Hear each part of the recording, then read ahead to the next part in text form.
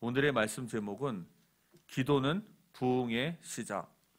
기도는 부흥의 시작입니다.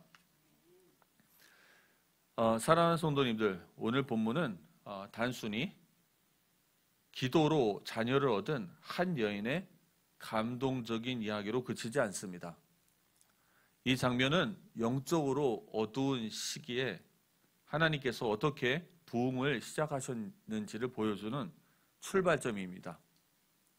이스라엘은 사사시대 말기 하나님의 말씀이 희귀하고 이상이 흔치 않는 시기였습니다. 그런데 하나님은 이 절망적인 시대에 한 여인의 기도에서 부흥의 불씨를 일으키셨습니다.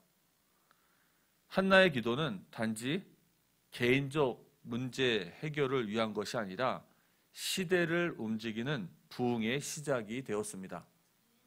이 본문은 하나님께서 한 사람의 기도를 통해 한 시대를 바꾸시는 살아있는 증거입니다. 첫 번째입니다. 기도는 믿음을 회복시키고 부흥의 방향을 정한다. 기도는 믿음을 회복시키고 부흥의 방향을 정한다. 본문 19절에 보면은 마지막 절에 이렇게 나와 있습니다. 여호와께서 그를 생각하신지라. 하나님은 한나의 고통과 기도를 잊지 않으셨습니다. 그리고 그의 기도에 응답하셨습니다. 한나의 기도는 처음에는 자녀가 없다는 현실 문제에서 출발했지만 기도하는 가운데 그 마음이 바뀌고 결국 하나님 나라와 뜻을 위한 기도로 바뀌어 갔습니다. 이것은 바로 성령의 역사인 것 같습니다. 하나님의 은혜가 임하였던 것입니다. 예손의 모든 식구들에게, 개개인에게 이러한 은혜가 임하길 바랍니다. 즉, 한 사람의 회복된 믿음이 시대적 부흥의 시작이 되었습니다. 한나는 기도 중에 하나님의 소원을 자기 마음에 품게 되었고 그 간절함은 깊은 기도가 되었습니다. 참된 기도는 복음의 본질이 회복될 때 시작되어집니다. 오늘날 많은 성도들도 현실 문제에 눌리면 복음의 감격과 사명을 놓치게 됩니다.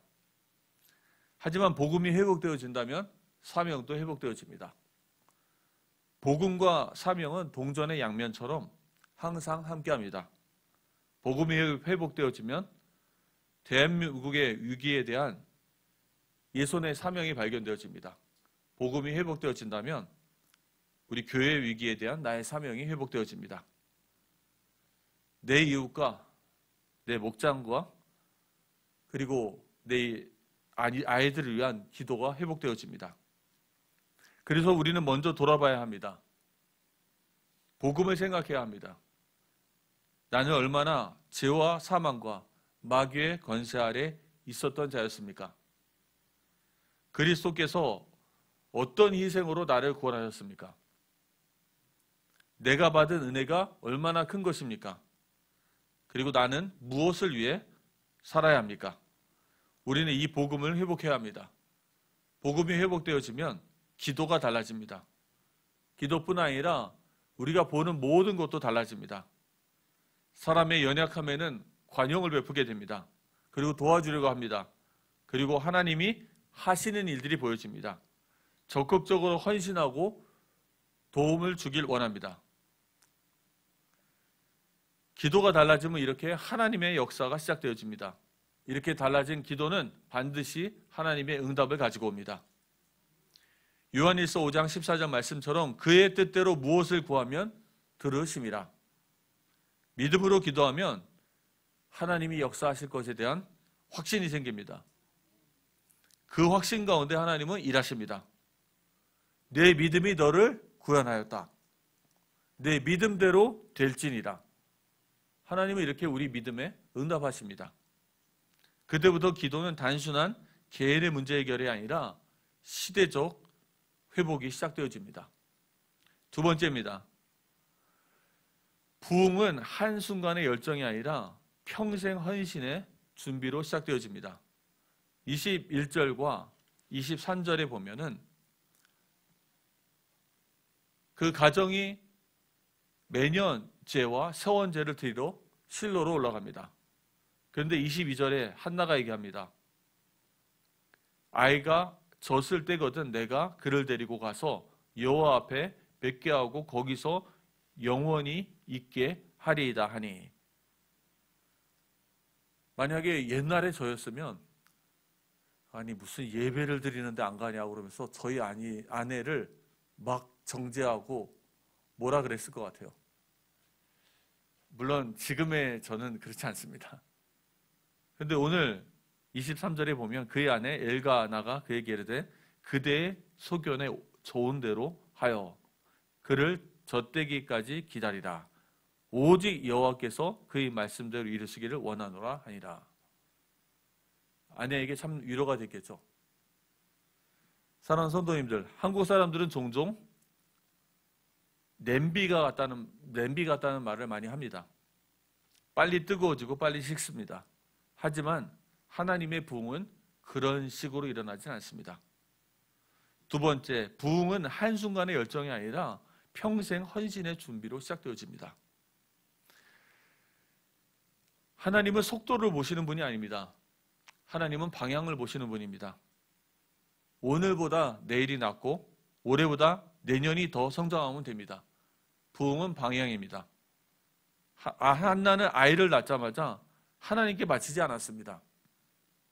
그 아이가 하나님의 손에 온전히 쓰임받을 수 있도록 시간을 두고 준비했던 것입니다. 생각해 보십시오. 하율이 같은 애를 제사장 엘리에게 맡겨놓으면 짐이 되겠죠. 기쁨도 되겠지만 아마 많이 힘들 겁니다. 그래서 사실은 젖을 떼기까지라는 건 예전에는 어린아이에게 젖을 5살, 6살 때까지도 먹였다고 하더라고요. 그렇다면 아마 그 아이가 하나님의 손에 온전히 쓰임받을 수 있도록 어린아이, 그러나 아마 그 기간은 한 5, 6년 되었을 수도 있습니다. 이 기간 동안 한나는 아들을 기도로 양육했고 엘가나도 믿음으로 함께 지지했습니다.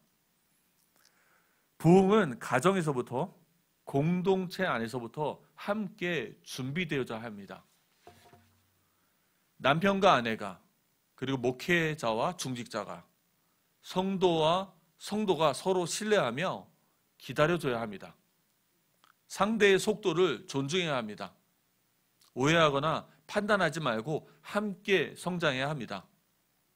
그리고 무엇보다 중요한 것은 하나님 앞에서 계산하지 않는 신앙입니다. 모든 성도님들은 최선을 다하셔야 합니다. 내가 여기까지만 하겠다라고 선을 긋는다면 하나님도 나도 여기까지만 하고 선을 긋습니다. 그래서 신명기 6장 5절에 나와 있죠. 너는 마음을 다하고 뜻을 다하고 힘을 다하여서 너의 모든 것을 다하여서 내 하나님 여호와를 사랑하라. 절대 하나님과 관계 속에서는 봉사와 헌신, 나의 생명에 선을 긋고 하는 것이 아닙니다. 하나님은 당신의 전부를 원하십니다. 그럴 때 하나님은 그 전부를 사용하셔서 시대를 변화시키는 부흥의 열매를 우리에게 주십니다. 세 번째입니다.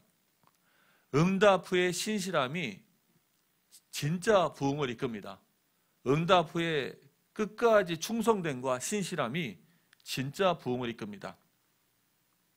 많은 사람들이 응답을 받으면 그것을 자기 소유로 여깁니다. 회사도 자녀도 교회도 마찬가지입니다.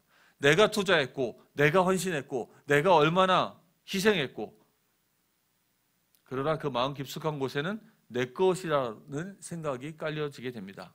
하지만 이런 태도는 결국 하나님의 영광을 가리는 길입니다. 공과 사가 분명히 갈라져야 합니다. 그렇지 않으면 하나님이 역사하실 공간도 사라집니다. 하나님 것과 내 것과 나쁜 것이 아니에요. 잘 들어보십시오. 하나님 것과 내 것이 분명히 구별되어야 합니다.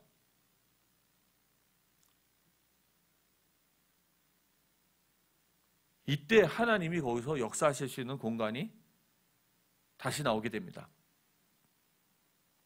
한나는 완전히 달랐습니다. 그는 하나님께 받은 응답을, 하나님이 한나에게 주신 응답을 자기의 것임에도 하나님이 그것을 다시 하나님께 올려드렸습니다. 그리고 다시는 아이를 달라고 기도하지 않았습니다. 이것이 참된 헌신이며 진짜 부흥의 열매인 것입니다. 한나는 자기의 유익이 아니라 하나님의 소원에 반응하였습니다. 그래서 이 뒷부분 24절에서 28절에 보면 이 아이를 갖다 하나님께 그대로 올려드리죠. 28절에 보겠습니다. 그러므로 나도 그를 여호와께 드리되 그의 평생을 여호와께 드리나이다 하고 그가 거기서 여호와께 경배하니라. 27절에 보면 뭐라고 나와 있죠? 내가 라는 말이 많이 나와요. 이 아이를 위하여 내가 기도하였더니 내가 구하여 기도한 바를 여호와께서 내게 허락하셨습니다. 제가 이 말씀을 두고 하는 얘기입니다. 한나의 것은 하나님이 주신 것이 맞습니다. 근데 하나님이 주신 그거를 가지고 다시 하나님께 올려드립니다. 섞여 있으면 구분이 안 됩니다. 그리고 섞여 있으면 하나님이 주신 것을 자기 것으로 여기고 하는 경향이 굉장히 많습니다. 사랑하는 성도님들, 우리도 이처럼 자녀든 직장이든 사역이든 결국은 하나님이 주신 모든 것을 하나님께 다시 한번 올려드리시기 바랍니다.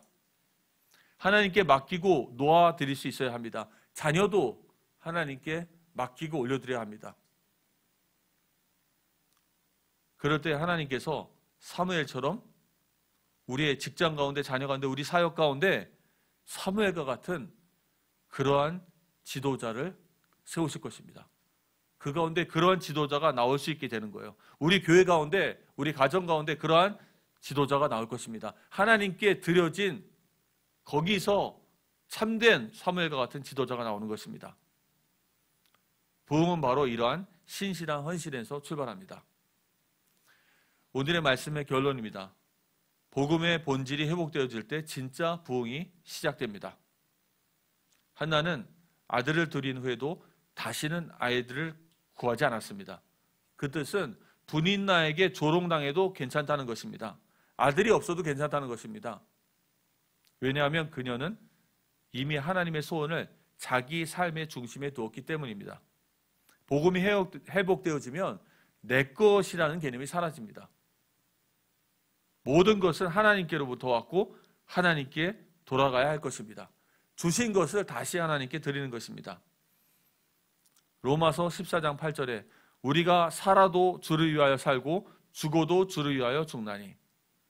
기도와 응답의 목적은 단 한 가지입니다. 오직 그리스도와 하나님의 나라를 위하여. 이것을 위해 살아가는 사람이 교회 안에 한 명 한 명 늘어날 때 하나님은 그들의 헌신을 통해서, 예손의 모든 식구들의 헌신을 통해서 사무엘과 같은 다음 세대의 지도자를 세워주실 것입니다. 그런 자가 나와야만 하나님이 그러한 사무엘을 통해서 한 시대의 부흥을 반드시 이루실 것입니다. 기도는 부흥의 시작입니다. 오늘 아침에도 기도로 응답받는 모든 성도님들 되시기 바랍니다. 함께 기도하겠습니다.